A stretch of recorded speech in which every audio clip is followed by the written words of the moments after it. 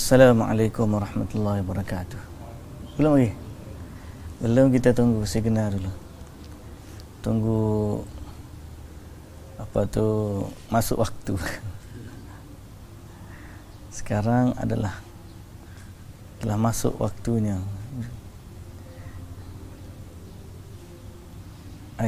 Tak ada kata? Sudah. Saya cek ke sana. Dah. Ingat kata ada dah sana. Bismillahirrahmanirrahim. Alhamdulillah wassalatu wassalamu ala Rasulillah wa ala alihi wa sahbihi ajma'in. Rabbi shrah li sadri wa yassir li amri wahlul 'uqdatan min lisani yafqahu qawli, amma ba'du. Muslimin dan muslimat yang dirahmati Allah Subhanahu wa taala sekalian, alhamdulillah. Syukur pada Allah Subhanahu wa taala, pagi ni kita mula lewat sikit. Kita akan baca ayat 25 surah Taubah dan 26. Kemudian kita syarah sikit tentang perang Hunain dan kita akan jawab sikit soalan berkaitan dengan apa yang kita sebut semalam. A'udzubillahi minasyaitonir rajim. Bismillahirrahmanirrahim. Laqad nasarakumullahu fi mawatin katsiratin wa yawma Hunain.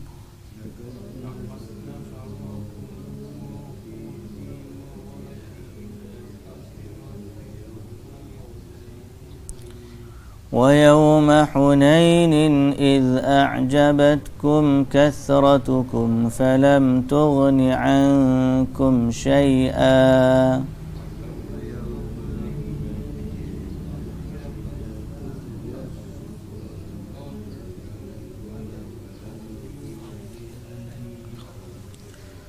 وَضَاقَتْ عَلَيْكُمُ الْأَرْضُ بِمَا رَحُبَتْ ثُمَّ وَلَّيْتُمْ مُدْبِرِينَ.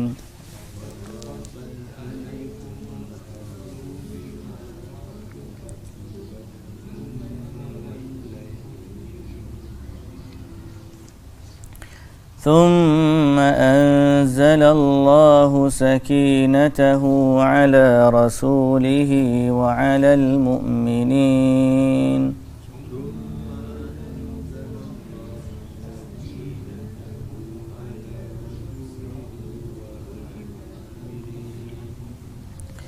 وأنزل جنودا لم تروها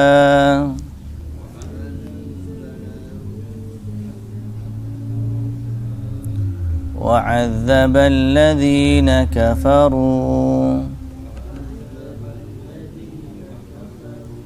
وذلك جزاء الكافرين.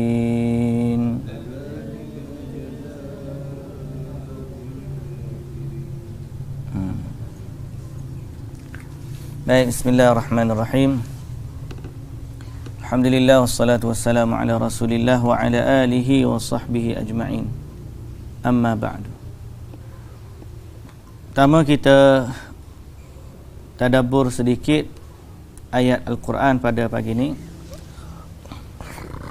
iaitulah firman Allah Subhanahu wa taala, laqad nasarakumullahu fi mawatin katsiratin wa yawma Hunainin idh a'jabatkum kathratukum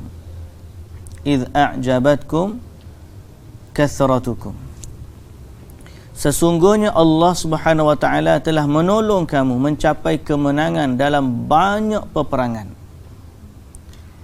Dan di medan perang Hunain, iaitu semasa kamu merasa megah dengan sebab bilangan kamu yang ramai, maka bilangan yang ramai itu tidak mendatangkan faedah kepada kamu sedikit pun. Dan semasa kamu merasa bumi yang luas itu menjadi sempit, kemudian kamu berpaling undur melarikan diri. melarikan diri.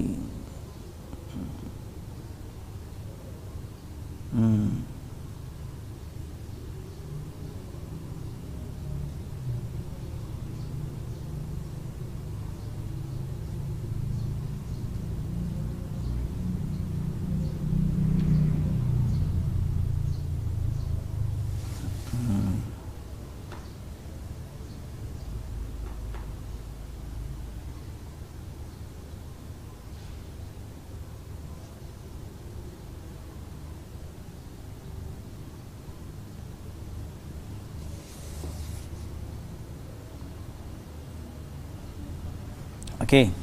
Cerita perang Hunain. Sekarang ni, hari ni ayat yang kita nak baca iaitulah cerita peperangan Hunain. Okey. Peperangan Hunain ni berlaku pada tahun yang ke-8 Hijrah. Berlaku pada tahun 8 Hijrah dan setelah selesai pembukaan kota Mekah. Setelah pembukaan kota Mekah. Ceritanya Nabi SAW datang daripada Madinah bawa 10,000 orang tentera. Sehingga bila masuk dalam Mekah, orang tengok pun tentera ramai. Tak pernah lagi Islam ni ramai begitu jumlah tentera dia. Ramai. Setelah berjaya tawan Mekah, maka kabilah-kabilah Arab yang ada di sekitar Mekah yang memusuhi Nabi SAW merancang untuk membebaskan balik Mekah lah, atau nak serang Nabi SAW. Termasuklah kabilah Hawazan dan juga Thaqif. Lalu mereka ni datang daripada Taif, turun dipimpin oleh Malik bin Auf, kalau tak silap ketua dia. Pemimpin dia ni seorang yang berani dan tak dengar kata. Berani tak dengar kata. Tapi dalam masa yang sama dia ni lemah perancangan dia. Berani saja. Ada perancangan dia tapi tak bijakan. Dia kata, kita perang ni pergi perang betul-betul pergi. Maknanya kita bawa semua harta kita, isteri-isteri kita, bawa semua perang. Supaya nanti bila orang perang, dia akan bersungguh-sungguh mempertahankan harta dia dan keluarga dia. Tapi niat yang baik ni tak semestinya betul. Ada orang bagi nasihat ke dia, kalau kita pergi perang, bawa harta benda yang banyak, bawa isteri-isteri dan anak-anak kita, tiba-tiba kalau kita boleh lawan mereka, kita boleh mengalahkan mereka, atau kita ni berperang lah, boleh buku bertemu ruah lah, kita kata, kita bertembung. Pada masa tu anak-anak isteri kita bawa, dia tak boleh perang, dia tak boleh tolong kita. Satu.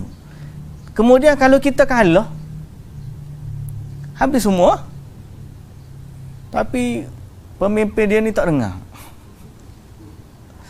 Dia bawa semua harta dia, mari perang, sampailah duduk dekat Hunain, Wadi Hunain,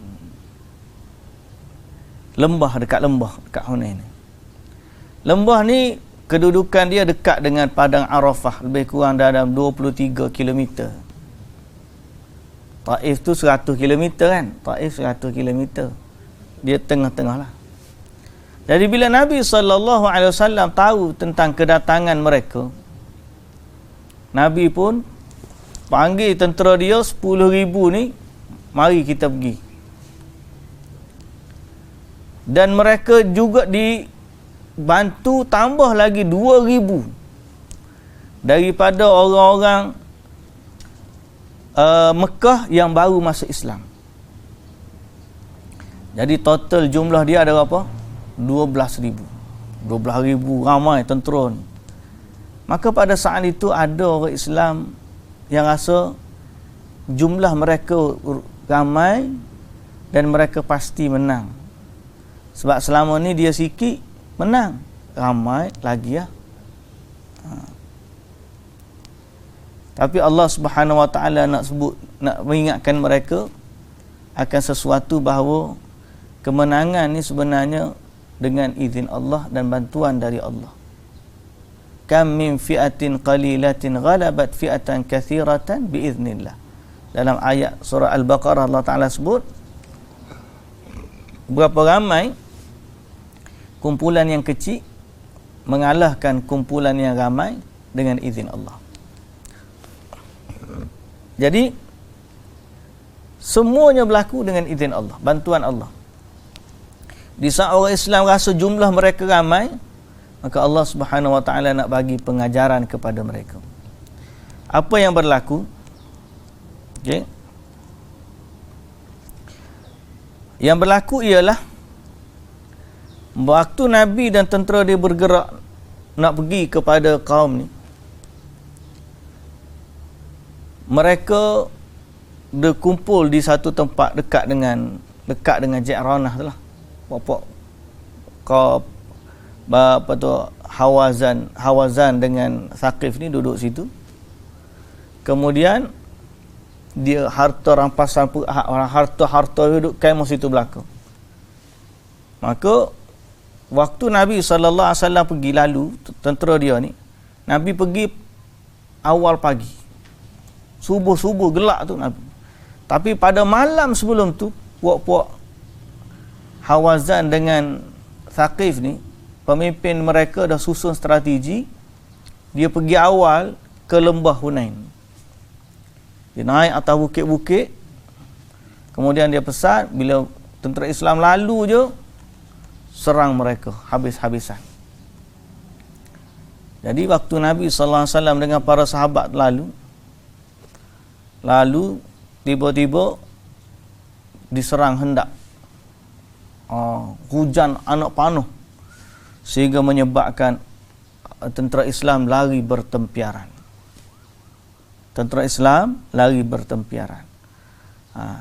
Jadi inilah ayat Allah Subhanahu Wa Taala kata, wa yauma hunainin idz a'jabatkum kathratukum, dan di medan perang Hunain semasa kamu rasa megah dengan sebab bilangan kamu yang ramai, maka bilangan yang ramai itu tidak dapat mendatangkan faedah kepada kamu sedikit pun. Semasa kamu merasakan bumi yang luas itu menjadi sempit, dan kemudian kamu berpaling undur melarikan diri, maka bertempiaran lari. Inhazam masa tu kalahlah tentera Islam. Kemudian Allah Subhanahu Wa Taala kata, thumma anzalallahu sakinatahu ala rasulihi wa alal mu'minin. Kemudian Allah menurunkan semangat tenang tenteram kepada Rasulnya dan kepada orang-orang yang beriman. Setelah itu, bila orang tentera Islam lari, Allah turunkan ketenangan kepada Nabi sallallahu alaihi wasallam dan kepada orang beriman. Wa anzala junuda, dan Allah turunkan pula tentera yang kamu tidak melihatnya. Wa azzabal ladzina kafaru, dan Allah menyeksa orang-orang kafir itu dengan kekalahan yang membawa kehancuran, dan yang demikian itu adalah balasan bagi orang-orang yang kafir. Baik. Jadi bagaimana cerita dia?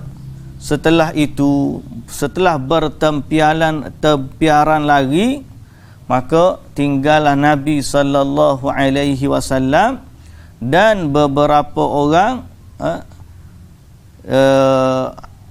Dia panggil beberapa orang, hampir 100 orang. Ada yang kata 80 orang saja tinggal dengan Nabi. Daripada berapa? Daripada 12,000. 12,000 tu tinggal 80 orang, ada kata tinggal 100 orang. Yang masa tu dengan Nabi SAW. Yang dekat dengan Nabi betul-betul. Abu Bakar, Umar, Al-Abbas, Ali, Al-Fadl bin Abbas, Abu Sufyan, wa Aiman, Usamah bin Zaid, dan beberapa sahabat hak besar memang dekat dengan Nabi sallallahu alaihi wasallam. Maka Nabi sallallahu alaihi wasallam perintahkan kepada Al-Abbas bin Abdul Muttalib, pak cik dia ni, yang mana kuat suara dia, okey, suara dia kuat. Dia kata, ya ashabus samurah, ya ashab surat al-Baqarah. Dia panggil, oi, panggil dengan suara yang kuat, wahai ashab, wahai tuan-tuan apa yang baca surah Baqarah. Gitulah panggil, sehingga mereka hak lari bertempiar dengar kata labbaik, kami datang, kami datang. Maka mereka pun berkumpul balik pada Rasulullah sallallahu alaihi wasallam. Okey, berkumpul balik pada Rasulullah sallallahu alaihi wasallam. Maka setelah Nabi sallallahu alaihi wasallam dapat balik tentera dia, Nabi sallallahu alaihi wasallam ambil segenggam tanah, lalu Nabi minta doa kepada Allah Subhanahu wa taala, Allahumma anjizli ma wa'adtani, ya Allah, berikanlah kepadaku apa yang engkau janjikan. Kemudian Nabi ambil pasir itu, Nabi tabur kepada tentera-tentera dia, sehingga hilanglah rasa ketakutan daripada mereka. Hilanglah rasa ketakutan. Sebab tu Allah Ta'ala kata di sini, summa anzalallahu sakinatahu ala rasulihi wa alal mu'minin, sehingga Allah Ta'ala turunkan ketenangan kepada Rasulnya dan orang-orang yang beriman. Jadi bila Nabi SAW tabur tanah tu kepada mereka, hilanglah rasa takut kepada musuh itu, dan mereka pun pergi berperang pula. Second round. Macam cerita Uhud jugalah ni, ada second round. Maka dalam second round tu Allah Ta'ala kata apa? Thumma anzalallahu sakinatahu ala rasulihi wa alal mu'minin wa anzala junudan lam tarawha, dan Allah turunkan tentera-tentera yang kamu tak nampak, iaitu bantuan malaikat pun tiba. Bantuan malaikat pun tiba. Wa azzabal ladzina kafaru, dan Allah Ta'ala pun mengazab orang-orang yang kafir itu. Wa dzalika jazaa'ul kafirin, dan yang demikian itu adalah balasan bagi orang-orang yang kafir. Maka bila Nabi SAW serang balik, bertempiaranlah lari kumpulan Hawazan dengan Thaqif. Lari-lari, mereka tinggalkan habis hak bawa tadi, tinggal habis. Yang tu dapat harta rampasan perang yang banyak dalam perang Hunain. Dia pun lari. Kemudian Nabi SAW ambil harta rampasan perang dia. Kemudian Nabi pun bagi kepada tentera-tentera dia. Dan di situ ada kisah menarik juga. Nabi bagi banyak kepada tentera hak 2,000 tadi, hak baru masuk Islam. Nabi bagi banyak kepada mereka. Hak 10,000 mari dengan Nabi ni tak ada apa. Sehingga hak 10,000 ni mari rasa dalam hati, tak adil lah, tak aci lah. Ni tak aci. Pemimpin yang adil ni, pemimpin adil ni kena bagi sama rata.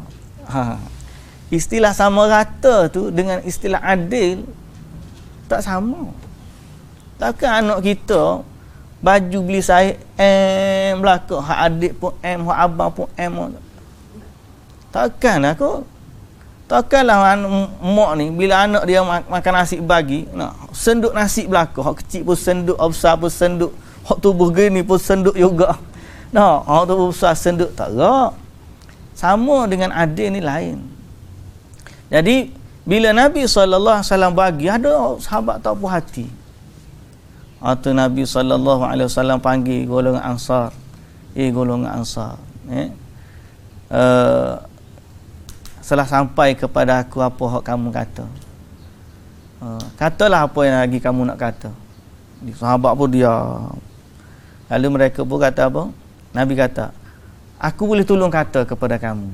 Kamu boleh saja kata, Muhammad, wahai Muhammad, dulu kamu ni dihalau daripada Mekah. Kami hak sambut kamu. Dulu kamu orang ancam, kami nak selamatkan kamu dan sebagainya. Begitulah sampai akhir. Akhir kali Nabi sallallahu alaihi wasallam kata, apakah kamu redha mereka ni dapat harta-harta mereka, tapi kamu dapat Rasulullah sallallahu alaihi wasallam. Lalu Nabi kata dia akan balik ke Madinah untuk bersama dengan golongan Ansar. Maka orang Ansar pun menangis masa tu. Orang Ansar pun menangis.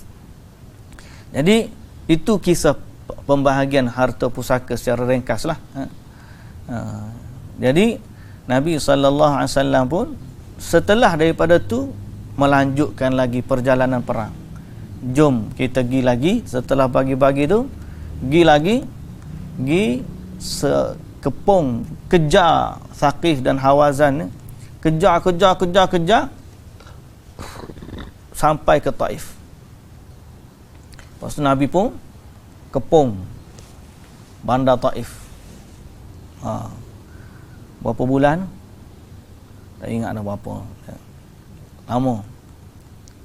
Nabi kepung sehingga akhirnya orang Taif tu pun menyerah diri, kemudian mereka pun masuk Islam. Mereka pun masuk Islam. Baik, itu cerita Hunain secara ringkas lah, kalau nak cerita panjang nanti. Apa inti ayat ni? Pertama, inti dia ialah kemenangan dalam Islam ni datang dari Allah, bukan dengan jumlah yang ramai. Datang daripada Allah, bukan dengan jumlah yang ramai. Sebab tu balik kepada cerita semalam, apa jua dalam kehidupan kita mesti kita kembali kepada Allah. Sudut pandang kita mesti kembali kepada Allah Subhanahu wa ta'ala. Walaupun dia tu ramai satu. Semalam kita cerita, walaupun dia ada kaum kerabat, walaupun dia ada harta yang banyak, perniagaan yang maju, semua, kalau dia lebih sayang pada benda ni daripada Allah Subhanahu wa ta'ala dan Rasulnya dan jihad fi sabilillah, maka tunggulah azab Allah Subhanahu wa ta'ala. Jadi kita ni mesti kembali kepada Allah dan mengharapkan redha dari Allah Subhanahu wa ta'ala. Sebab itu semalam kita bincangkan tentang kelebihan ataupun pemimpin yang Allah Ta'ala tak bagi lantik daripada kalangan orang kafir sebagai pemimpin. Ada soalan orang tanya semalam. Soalan orang tanya semalam berkaitan dengan perkataan yang disandarkan oleh Syekhul Islam Ibn Taymiyah, yang disandarkan kepada Syekhul Islam Ibn Taymiyah, kata pemimpin kafir yang zalim lebih baik daripada pemimpin kafir yang adil, lebih baik daripada pemimpin muslim yang zalim. Okey. Sedang kita kata dah semalam, ayat Allah Subhanahu wa ta'ala sebut jangan antik sebagai kamu daripada orang-orang yang kafir. Ini istahabbul kufra 'alal iman. Jadi pertama, ayat Allah jelas kepada kita. Allah Ta'ala kata, ya ayyuhalladzina amanu la tattakhidhu aba'akum wa ikhwanakum awliya in istahabbul kufra 'alal iman. Wahai orang-orang yang beriman, jangan kamu lantik daripada kalangan ayah kamu ke adik-beradik kamu ke sebagai pemimpin atau teman rapat, sekiranya mereka lebih suka kufur daripada Islam. Jelas ayat Quran tu jelas. Tak perlu kita kata boleh ayat Quran jelas. Dan perkara ni Abu Ubaidah Al-Jarrah siapa pun berperang dengan ayah dia, kita baca dah. So apabila ada perkataan pemimpin kafir yang adil lebih baik daripada muslim yang zalim, macam mana kita nak faham ayat Quran? Okey, pertama, apabila bertembung ayat Quran dengan perkataan manusia, yang kita kena ambil siapa? Mestilah Al-Quran. Satu. Yang kedua, kalaupun perkataan tu ada, mesti kaji dulu betul ke tidak perkataan ni sumber dia daripada ulama Islam. Okey? Sumber dia daripada ulama Islam. Kalau betul, kita mungkin kata ulama Islam ni memberi maksud yang tidak bertentangan dengan ayat Quran tu. Mustahil akan bertentangan. Kalau bertentangan, kena campur perkataan manusia, kena ambil perkataan Allah. Kalau tak betul, maknanya kita kata tak guna kita nak berhujah dengan perkataan yang tak betul. Okey. Perkataan ni sebenarnya banyak diulang-ulang. Isu bila diulang-ulang ni, pertama ikut masyarakat setempat lah ni. Muncul hebat pertama bila bertembung Ahok dengan apa? Gubernur Jakarta tu nama apa? Ahok lawan siapa? Alah, Ahok lawan siapa, tak ingat dah. Lupa dah nama. Ahok ni kan dia orang bukan Islam kan. Jadi nak menang di Jakarta ni, dia orang guna kempen ni. Orang Muslim, orang kafir, tak apa, dia adil, dia lebih baik daripada orang Islam yang. Kemudian mari pula PRU 14 pak kita digunakan dengan begitu. Tagline ni diguna sehingga tersebar orang Muslim, orang kafir. Soal dia, apakah benar perkataan ini daripada Ibn Taymiyah? Dan kalau benar pun dia tak akan lawan ayat Quran tadi. Ayat Quran jelas, orang Islam lebih baik di sisi Allah berbanding orang kafir. Lebih baik, jelas di sisi Islam. Ya, la yastawuna indallah. Allah Taala kata, ayat kita baca, mereka ni bukan sekadar jaga Masjidil Haram, bagi jemaah haji minum. Aja'altum siqayatal haji wa imaratal Masjidil Harami kaman amana billahi wal yaumil akhir wa jahada fi sabilillah la yastawuna indallah. Kamu nak kata jaga Masjidil Haram, bagi air orang, bagi hak minum orang buat haji, sama dengan orang yang beriman dan berjihad. Allah Ta'ala kata la yastawuna indallah, tak sama di sisi Allah. Wallahu la yahdil qaumadh zalimin. Allah tak akan bagi petunjuk kepada orang yang zalim. Okay? Tapi dia kata sekarang ni yang zalim tu orang Islam, yang adil tu orang kafir. Allah Ta'ala tak bagi hidayah. Tak, baca lagi ayat seterusnya. Siapa dia tu? Ayat Allah Ta'ala nak bagi hidayah, pahala besar. Allazina amanu wa hajaru wa jahadu fi sabilillah bi amwalihim wa anfusihim a'zamu darajatan indallah.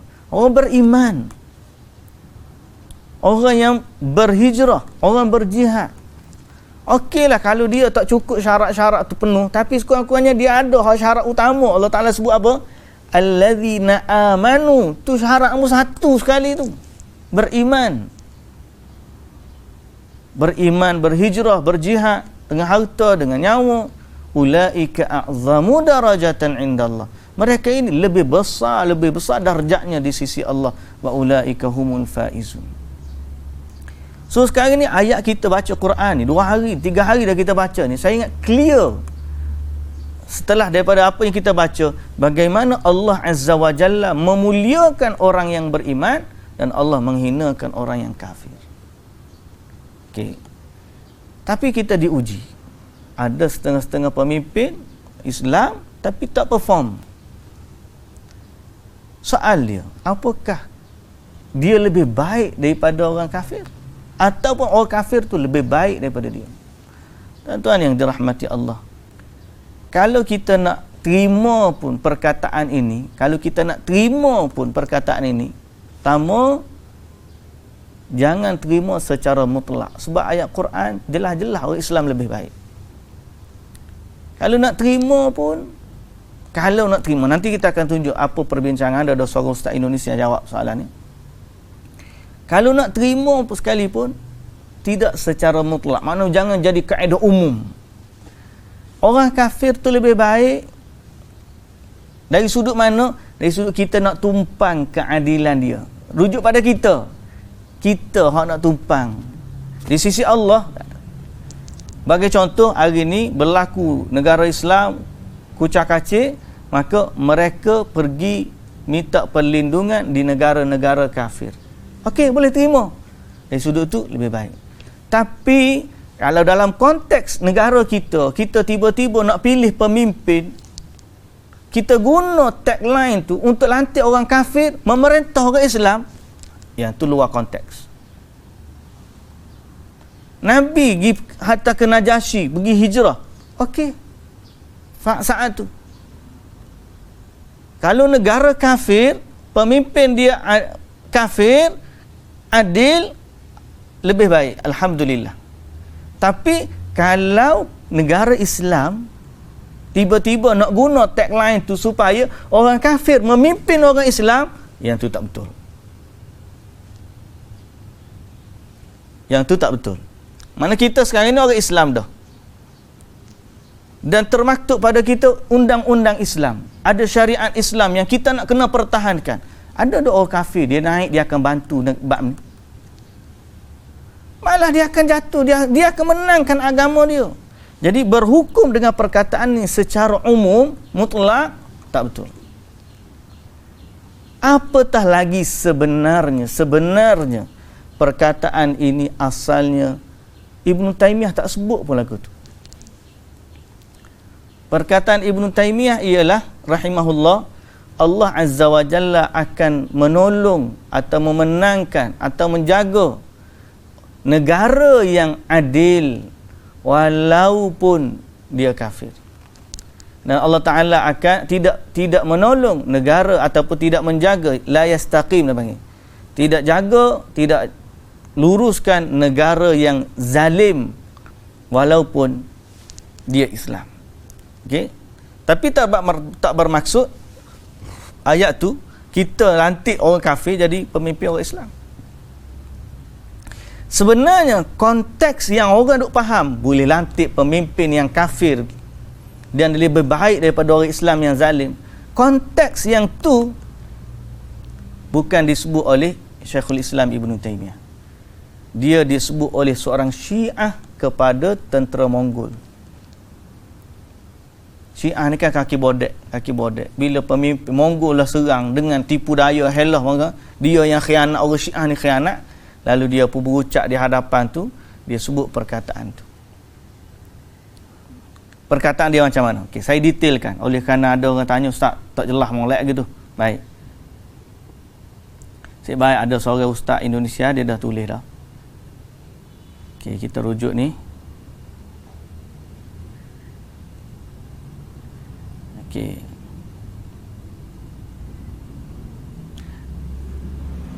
Soalan, pemimpin kafir adil lebih baik daripada pemimpin muslim yang zalim? Tanda tanya. Okey, siapa yang nak rujuk kat telefon kita ni ada ni. Sebahagian orang mengatakan demikian untuk membenarkan mengangkat orang kafir sebagai pemimpin. Dia bagi tahu yang ni, tujuan dia apa? Supaya dia orang Islam boleh lantik orang kafir. Sebahagian mengklaim ini adalah perkataan Ibn Taymiyah, padahal Ibn Taymiyah tak cakap macam tu. Sebahagian kata lagi ini perkataan Ali bin Abi Talib radhiyallahu anhu. Sebenarnya Ali bin Abi Talib pun tak kata macam tu. Bahkan ini perkataan seorang pemimpin Syiah, iaitu Sayyid bin Tawus, ketika bangsa Mongol menguasai Baghdad dan menjilat pemimpin mereka Hulagu Khan. Dia berkata, pemimpin Syiah tu kata, Al-Hakimul Kafirul Adil huwa afdalu minal Muslimil Jair bi anna lana adlal kafiril adil indama yahkumu wa alaihi wizru kufruhu liwahdihi wa bainama lana zulmul muslimil jair idha hakam walahu liwahdihi islamuhu alladhi yuthabu alaihi wa huwa islamu syakli bittaba'. Penguasa yang kafir tapi adil lebih baik atau lebih afdal daripada penguasa muslim yang zalim, kerana keadilan penguasa yang kafir adalah bagi kita saat dia berkuasa. Kalau dia kuasa, maka keadilan tu untuk kita. Kita dapat rasa keadilan dia. Sedang dosa kekafiran dia adalah untuk dirinya sendiri. Sedangkan penguasa zalim, penguasa muslim yang jahat, kejahatan itu bagi kita saat dia kuasa. Mana yang kita dapat kejahatan dia, yang dia dapat keislaman dia dengan Allah adalah untuk diri dia sendiri. Jadi adab sultaniyah karangan Ibnu At-Taqtaqi. Okay.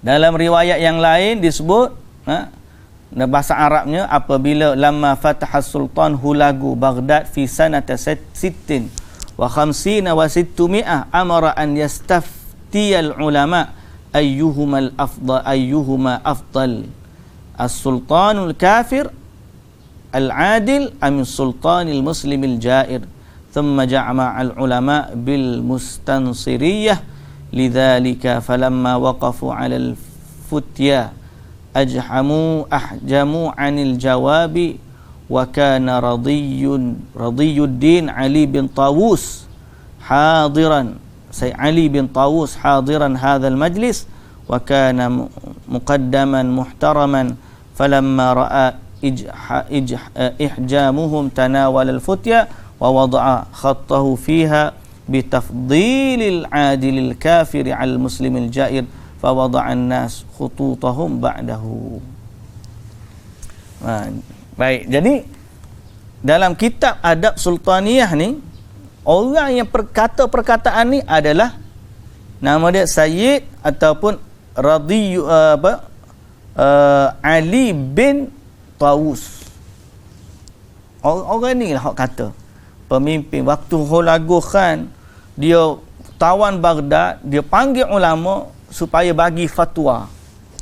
Pemimpin yang kafir pun lebih baik daripada pemimpin tapi dia adil, lebih baik daripada pemimpin. Masa pergi tu semua ulama tak nak bagi fatwa tu, semua tak nak bagi, sehingga akhirnya pendeta ataupun pendeta lah kita sebut, pendeta Syiah ni, dia pun pergi dan dia keluarkan fatwa tu. So kita orang Islam, kita nak guna mana? Jelas dengan kita Allah Ta'ala. Lepas tu kebaikan datang dari Allah, bukan daripada pemimpin. Datang daripada pemimpin. Imam Ahmad bin Hanbal waktu kena penjara 3 khalifah tak pernah keluar pernyataan ni. Tak pernah. Padahal dia kena sebab lagi, kena penjara lagi. Tak pernah keluar perkataan ni. Sabar di atas kepimpinan orang Islam lebih baik. Pasal apa? Ayat dia ni pun tak betul dah. Dia kata keadilannya untuk kita. Kalau dia baik, kafir, maka dia hak kafir dia jawab dengan Tuhan. Hak adil dia tu kita nak. Sebaliknya orang Islam yang zalim tu boleh kat kita. Hak Islam dia boleh dia dengan Tuhan. pernyataan tu tak betul dah. Sebab apa? Sebab itu orang panggil ananiyah lebih kurang. Kita hanya melihat sudut kita. Islam untung apa Islam? Apa keuntungan Islam? Ada tak dia akan laksanakan syariat Islam, syiar Islam? Apa yang berlaku? Cuba tengok apa yang berlaku. Negara-negara kafir, bila kekuasaan ada pada dia, mungkinlah dia bermuka-muka atau baik dengan kita beberapa isu, tapi dalam masa yang sama dia akan menangkan agama dia. Lakum dinukum waliyadin. Soal agama bukan boleh main-main. Sebab tu kita kata biar orang tak boleh makan, susah. Kita bukan nak suruh gitu dah, tapi banding dia tukar agama dia, Allah Akbar. Tu pun berapa ramai orang yang pergi berhijrah ke Eropah dan sebagainya, ada yang sampai hilang agama. Jadi kita kata agama tu lebih baik, agama tu lebih besar. Tauhid kepada Allah Subhanahu Wa Taala yang kita jaga. Baik, jelas perkataan ini tidak benar kerana sangat jelas dalam Al-Quran ada larangan tidak menjadikan non-Muslim sebagai pemimpin. Allah Subhanahu wa taala berfirman, "Ya ayyuhallazina amanu la tattakhidul yahuda wan nasara awliya ba'dhuhum awliya'u ba'd." Hai orang beriman, jangan jadikan Yahudi dan Nasrani sebagai pemimpin kamu. Mereka adalah pemimpin sebahagian kepada yang lain. Makna sebab tu saya kata, dalam konteks negara dia nak lantik pemimpin yang adil, kita sukalah. Dan kita kata, baiklah. Pemimpin yang maknanya apa tu? Biden dengan banding Trump, kita kata. Hak mana lebih baik? Biden lebih baik. Contohlah. Nah. Banding dengan Trump tu blok-blok gitu. Kita maknanya orang Islam pun boleh gitu tumpah ke macam mana, tak kira lah tak. Tapi apakah dalam konteks sebuah negara Islam kita nak guna prinsip yang sama, demokrasi dia tu nak bawa dalam acuan kita? Kemudian bila demokrasi tu menang sampai pelampau demokrasi ni buang habis bab kepentingan agama, pasal apa? Termakan racun demokrasi ni terlalu banyak sangat. Sehingga akhirnya, tak apalah, mana-mana orang punya penting adil. Kita kena lihat kacamata Islam, agama. Apa untungnya Islam? Betul kita kata orang Islam tak perfect lah ni, tak perform. Tapi bukan bila kita tapa apa ke akhirnya kita hilangkan terus. Kekurangan tu ada pada individu tu, bukan pada Islam. Maka doa kepada Allah supaya Allah Ta'ala datangkan kepada kita pemimpin yang Islam, yang adil. InsyaAllah akan datang insyaAllah. Sebab Nabi SAW bagi tahu di akhir zaman akan datang pemimpin yang dari keturunan Nabi SAW, yamla'ul arda qista, akan memenuhi bumi dengan keadilan sebagaimana waktu tu dipenuhi dengan kezaliman. Makna waktu tu kemuncak orang tengah zalim, Allah Ta'ala lantik seorang pemimpin yang adil, maka padanya lah bersatunya kesatuan umat Islam pada masa itu. Akan datanglah. Lah ni kita masih lagi dalam ujian. Tapi ingat Allah Ta'ala tak bagi kita lantik orang kafir, orang Yahudi, orang Nasrani sebagai pemimpin. Nak memimpin sesama mereka, okeylah. Sebab tu saya lah kalau kata dalam kalau kita bilang, kalau majoriti tepat situ orang pemimpin yang kafir, pemimpin majoriti hak duduk situ, rakyat dia majoriti orang kafir, maka nanti orang kafir tak apa, cari orang kafir hak baik, lantik di kalangan mereka. Tapi ni tak, majoriti orang Islam kita pergi letak calon orang kafir. Siapa pening orang Islam nak boleh.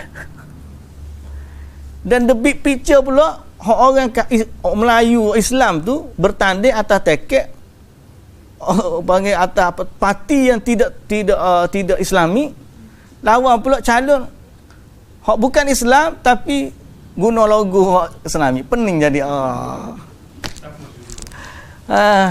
jadi pening. Pasal apa? Pasal demokrasi tu. Nak kena layan berlaku.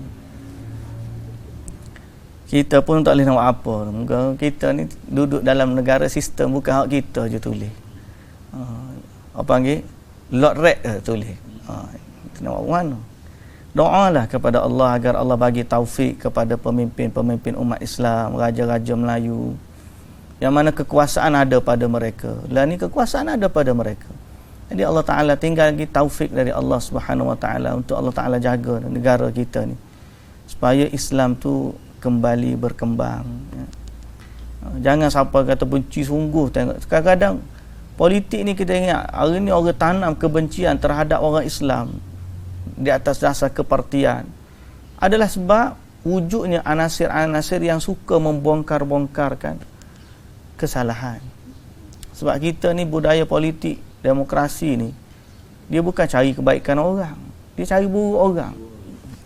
Orang ni tak boleh cari buruk, kebaikan dia banyak. Macam saya sebut lah, semalam saya sebut bising pasal 50k. Betul, kita kata compound 50k, kita pun tak setuju.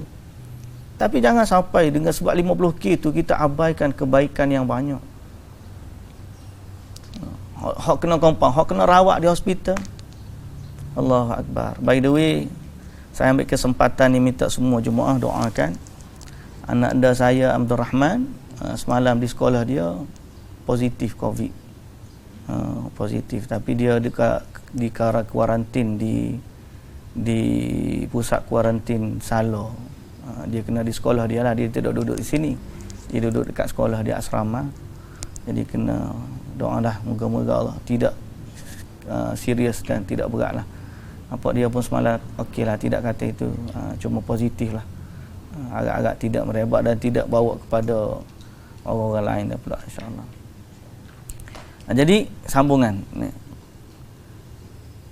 pemimpin yang kafir sudah pasti akan berusaha menekan Islam, dan mereka tidak akan redha dengan Islam. Kan Allah Ta'ala yang kata, walan tarda ankal yahudu walan nasara hatta tattabi'a millatahum. Kamu nak kata apa? Allah Ta'ala kata ni, Allah lebih tahu. Kita kadang-kadang banyak baik sangka sangat. Siapa baik sangka kita dengan orang kafir lebih berganda-ganda daripada baik sangka kita dengan orang Islam. Orang Islam hak buat baik pun kita kata menipu, tak lebar, pakai serban, pakai jubah, menipu macam-macam. Hak dia solat, hak dia puasa, hak dia buat baik kat orang, hak dia bantu orang miskin, hak dia banyak. Ni kalau kita kata dari sudut konteks kita lah, kerajaan Islam, kerajaan negeri Kelantan, memimpin, mana ada satu kes rasuah dalam kekurangan, tapi duk sebut baik lah, bak apa. Memanglah kita nak kata apa. Memang kita tahu hak tu lemah, hak tu, tapi apakah dengan sebab tu kita nak kata jahat, buruk, habis segala serupa seranoh keluar belakang. Padahal yalah, memang kita kata sengsara lah orang. Itu kekurangan, kita tak defend pun. Tapi kebaikan tu mesti kita tonjolkan juga. Kebaikan tu mesti kita tonjolkan.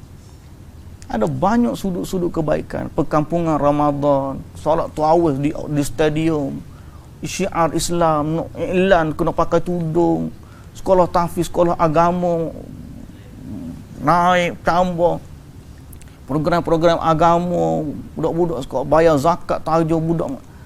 Banyaklah kebaikan. Kalau kita nak cerita benda-benda baik, tapi biarlah kita cerita secara adil. Islam tu nombor satu. Okey. Dan kita juga mengiktiraf kebaikan orang kafir. Dia baik-baik betul. Tapi untuk jadikan dia sebagai pemimpin yang jaga urusan kita. Tuan-tuan yang dirahmati Allah, supaya kita nak beri anak nikah lah. Anak kita orang masuk Minang. Anak kita nak masuk Minang. Mari handsome lagi, baik lagi, adil lagi. Nak beri anak kita, tiba-tiba satu je, dia ni tak semayang, dia tu bukan tak, dia tak salat, dia orang kafir contohnya. Dia baik, boleh bagi cukup makan anak kita, boleh beri rumah sebuah, boleh bagi kereta, dia beri pula kita umrah tiap-tiap tahun. Dia bagi kat kita macam mana? Satu je, dia min anak kita. Dan anak kita bila hidup dengan dia akan hidup dengan bahagia. Duit poket sebulan 10,000 dia bagi. Pakai rata gelang siapa sini bahu, daripada ni siapa bahu. Gelang mah. Letak dekat tekak ni rata dia, jatuh dalam air, tergelar tak boleh naik, berat lajak barang rumah dia. Satu je dia kafir. Mari seorang lagi pemuda orang Islam, hidup selekeh dah, naik motor X5 buruk pem. Ejuh pun dah ikat dengan dawai, contohlah. Cuma orang ni solat, orang ni puasa. Tu dia nak jaga anak kita juga. Dia kata bolehlah dia ada kerja lah, bukan dia bukan malah, tapi dia ada kerja. Kerja dia insya-Allah lah cukup makan. Kerja buat padi kat kampung ke, kerja nori getah ke apa semua. Ada dua calon je, tak ada calon ketiga. Kalau calon ketiga, Islam lagi, handsome lagi, baik lagi, kaya lagi, cukup semua hak idaman tu ada pada dia. Tapi masalahnya dia tu tak ada, tak wujud dia tu. Calon hanya ada dua orang Minang tu. Tuan-tuan nak bagi kahwin kat mana? Anak kita nak kahwin. Lagu-lagu mana pun nak kena kahwin. Lagu mana? Tapi kalau kita kahwinkan orang yang non-Muslim, tapi kita cuba Muslimkan dia. Kena Muslimkan dulu. Jangan kahwin dulu baru nak cuba Islam. Muslimkan dulu.